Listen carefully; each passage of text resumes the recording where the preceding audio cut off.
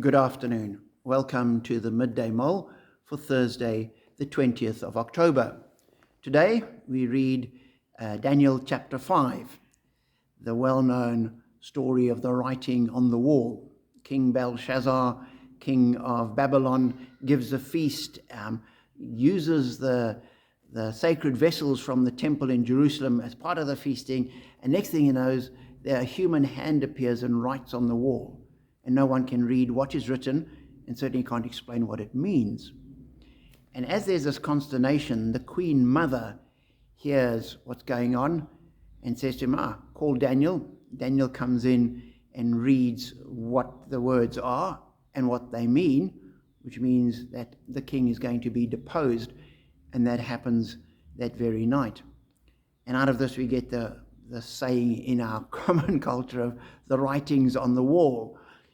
And I was just wondering how many people that use that phrase know where it comes from. I suspect very, very few of the people, but we do. And as the queen comes and recommends Daniel, she says the following to the king. Your father, King Nebuchadnezzar, appointed him, referring to Daniel, appointed him chief of the magicians, enchanters, astrologers, and diviners. He did this because Daniel, whom the king called Belteshazzar, was found to have a keen mind and knowledge and understanding, and also the ability to interpret dreams, explain riddles, and solve difficult problems. Call for Daniel, and he will tell you what the writing means. And so the king does, and Daniel does, and what he says happens, was going to happen, does. But it got me thinking that in life, we often get replaced. Now, Daniel hadn't changed. He was exactly the same as he'd been under the previous king. The court changes with the new king and new advisors, and Daniel just gets sidelined and ignored.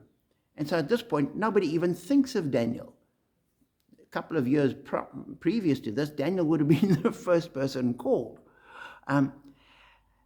And it's interesting, as Daniel comes, he shows no rancor. There doesn't seem to be any bitterness in the fact that he's been sidelined. He says, well, you see, you should have kept me in your sort of the front desk of your astrologers.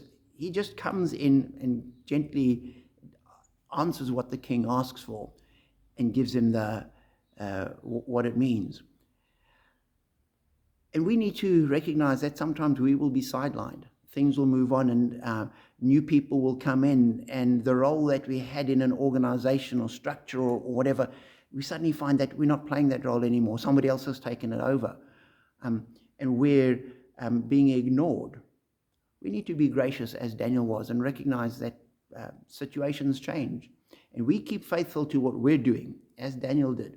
He remained faithful to his God, faithful to his call. And as we do that, we will be a witness to the people. So